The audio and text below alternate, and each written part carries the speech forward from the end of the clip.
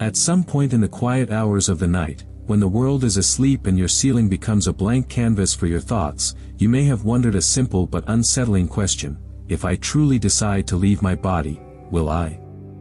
Can intention alone, just the silent command of the mind, trigger astral projection? The idea sounds almost too simple, almost dangerous in its simplicity, because if intention is enough, then the barrier between ordinary consciousness and extraordinary experience is thinner than we think.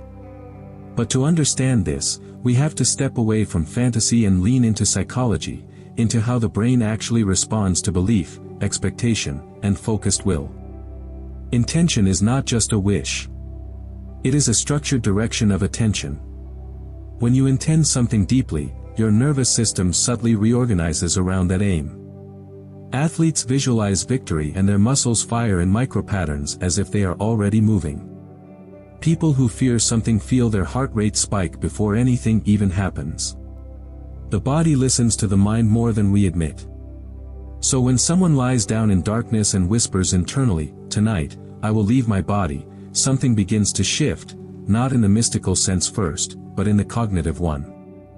The reticular activating system, the part of your brain that filters what becomes conscious, starts scanning for sensations that match that intention. Every vibration, every numbness, every flicker behind closed eyes becomes amplified. Intention sharpens perception. And in the realm of astral projection, perception is everything. Many people believe projection requires complex techniques, breathing patterns, countdowns, visualization of ropes or ladders, but those methods may simply serve one purpose: to strengthen intention until it overrides doubt. Doubt is the true anchor to the physical. When your mind hesitates, when you analyze too much, the prefrontal cortex tightens control, keeping awareness grounded in the body. But when intention becomes calm, steady, unquestioned, the mind enters a paradoxical state, alert yet relaxed.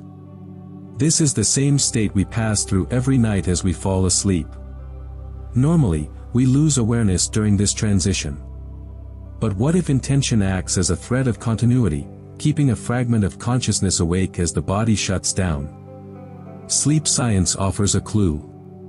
During the hypnagogic state, the borderland between wakefulness and sleep, the brain produces vivid imagery, floating sensations, auditory hallucinations, and a sense of detachment from the body.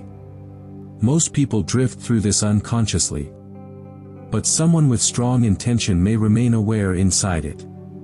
The experience then feels extraordinary, even supernatural. Vibrations intensify. The body feels heavy, paralyzed. There is a sensation of lifting, rolling, or expanding. But these are not necessarily signs of a soul leaving, they are signs of awareness persisting while the body enters sleep paralysis, a natural mechanism that prevents you from acting out dreams. Intention alone does not magically unlock another dimension, it positions consciousness at the doorway of a neurological transition that is always happening. The difference is awareness. Think of intention as a compass. Without it, the mind drifts randomly into dreams. With it, the mind aims. And aiming changes everything. There are documented cases of lucid dreamers who report that simply deciding, with absolute certainty, that they will become aware in their dreams dramatically increases success. The mechanism is expectation shaping perception. When the mind expects to awaken within a dream, it becomes more sensitive to inconsistencies.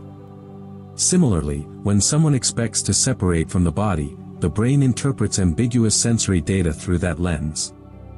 A floating sensation becomes exit. A dream environment becomes astral realm. This does not invalidate the experience, it explains how intention acts as a catalyst. The real power of intention lies in reducing internal conflict. Most people attempt projection while secretly doubting it. That internal friction splits awareness.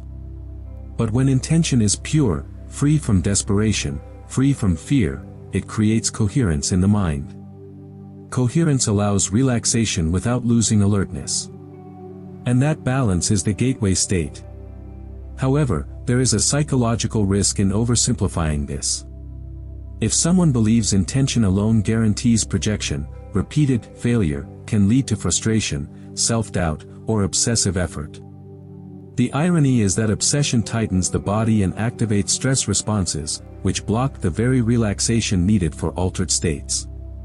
Intention works best when it is firm but not forceful. Like telling yourself you will wake up at 6 a.m. without setting an alarm, and actually waking up at that time. You did not strain to do it. You simply decided. The subconscious accepted the instruction.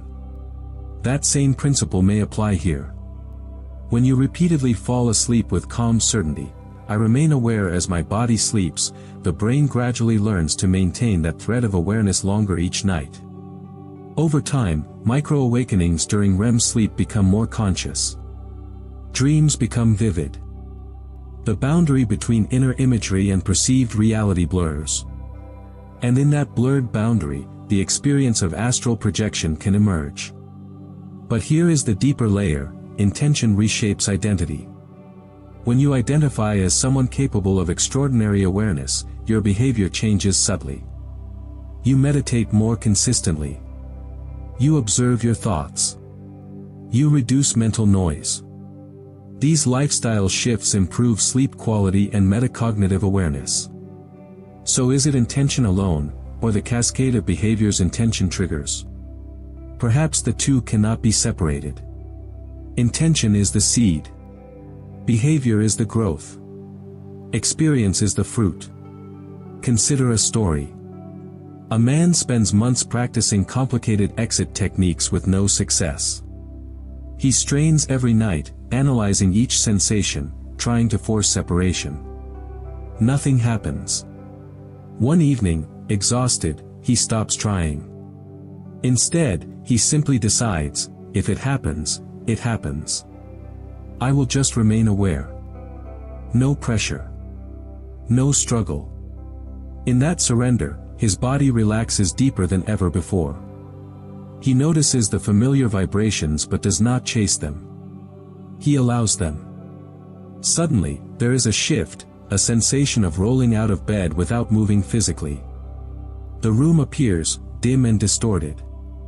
Whether this is an internally generated dream scene or something beyond is not the point. The experience feels real. And it was triggered not by force, but by clear, calm intention combined with release. That is the paradox. Intention must be strong enough to guide awareness, but gentle enough to avoid tension. In human psychology, this resembles the concept of paradoxical intention used in therapy, where trying too hard prevents sleep, but allowing sleep invites it. Astral projection attempts follow a similar pattern. The harder you try to escape the body, the more anchored you become. The clearer and calmer your intention, the more your mind relaxes into altered states naturally. So can intention alone trigger astral projection? If by alone we mean without rituals, without elaborate techniques, yes, potentially. Because techniques are tools to strengthen intention. But if by alone we mean without psychological readiness, without understanding sleep states, without emotional regulation, then no. Intention must operate within the architecture of the brain. It is not magic, it is alignment. And there is one more factor often ignored: fear. Many first-time experiences abruptly end when fear spikes. The heart races. The body jerks awake. Fear collapses the altered state instantly because it activates survival circuits. Strong intention includes emotional preparation. It includes telling yourself that whatever happens is safe. Safety allows surrender. Surrender allows transition. Ultimately, the question is less about leaving the body and more about mastering awareness. Intention is the steering wheel of consciousness. Most people never touch it deliberately. They let their minds wander, pulled by habit and distraction. But when you focus intention with clarity, you begin to notice how responsive your inner world truly is. Whether you interpret the resulting experiences as neurological phenomena or metaphysical journeys may depend on your worldview. But the mechanism begins the same way: a decision. A quiet, unwavering decision made in the dark. And perhaps that is the most profound realization of all, not that intention alone guarantees astral projection, but that intention reveals how much of reality is filtered through expectation. The mind is not a passive observer. It is an active constructor of experience. When you understand this, you stop asking whether intention is enough, and you start refining it. You cultivate patience. You remove desperation. You observe without clinging.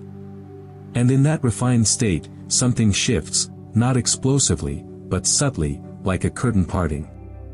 Awareness remains as the body falls asleep. The familiar dissolves. A new perspective forms.